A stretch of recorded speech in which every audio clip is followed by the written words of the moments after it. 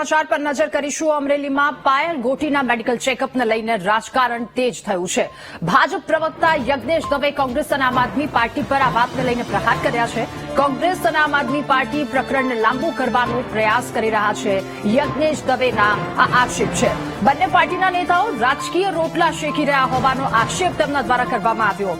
પહેલા દીકરી medical checkup માટે તૈયાર હતી અને રસ્તામાં કોઈનો ફોન આવ્યો અને તે પરત ફરી ગઈ હતી। હવે દીકરી મેડિકલ ચેકઅપ માટે ઇનકાર કરે છે। યજ્ઞેશ દવેની આ પ્રતિક્રિયા તેમણે કહ્યું પોલીસે પગમાં પટ્ટા માર્યા હોવાનો પાયલ ગોટીએ આક્ષેપ પણ કર્યો હતો।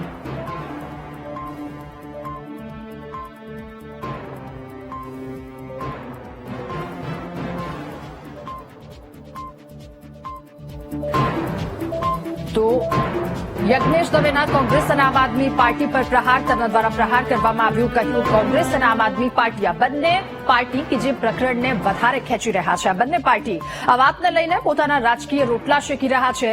મેડિકલ ચેકઅપને લઈને આ વિવાદ અને વિવાદને લઈને યજ્ઞેશ દવેની પ્રતિક્રિયા સામે આવી। ભાજપ પ્રવક્તા યજ્ઞેશ દવે કે જેમના દ્વારા વાત કહેવામાં આવી કોંગ્રેસ અને આમ આદમી પાર્ટી આ પ્રકરણને વધુ ખેંચી રહ્યા છે। પોલીસ દ્વારા પટ્ટા મારવામાં આવ્યા હતા। પાયલ ગોટી કે જેના દ્વારા આ વાત કહેવામાં આવી ચેકઅપનો વિવાદ હવે વધુ વકર્યો હોય તેવું સામે આવ્યું।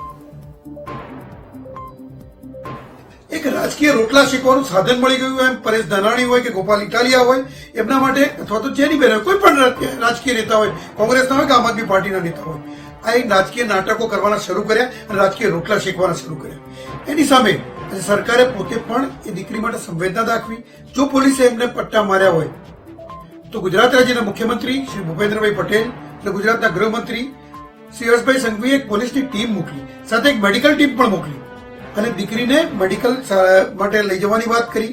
દીકરી મેડિકલ માટે તૈયાર પણ થઈ અને રસ્તામાં કોઈનો ફોન આવતા માટે એ તરત પાછી આવે છે અને પાછી આવ્યા બાદ ફરીથી પોતે ઇનકાર કરી રહી છે કે મારે આ પોલીસ મેડિકલ તપાસ નથી કરાવી।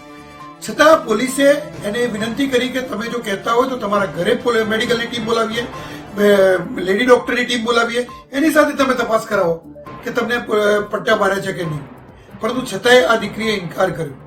એટલે કહેવાનો મતલબ એક જ છે કે કોંગ્રેસના નેતાઓ આ પ્રકરણને કેમ કરીને લાંબુ ચાલે, આમ આદમી પાર્ટીના નેતાઓ આ પ્રકરણને કેમ કરીને લાંબુ ચાલે એ ઈચ્છી રહ્યા છે અને આવા જ પ્રકરણોમાં પોતાના રાજકીય રોટલા શેકવાની એમને જાણે નેમ લીધી હોય। જેમ કચ્છનો બનાવ હતો તો કચ્છમાં એક વ્યક્તિ નકલી ઈડી બનીને ફરતો હતો, એમાં પણ આમ આદમી પાર્ટીના નેતાઓ ત્યાં રાજકીય રોટલા શેકવા પહોંચી ગયા હતા।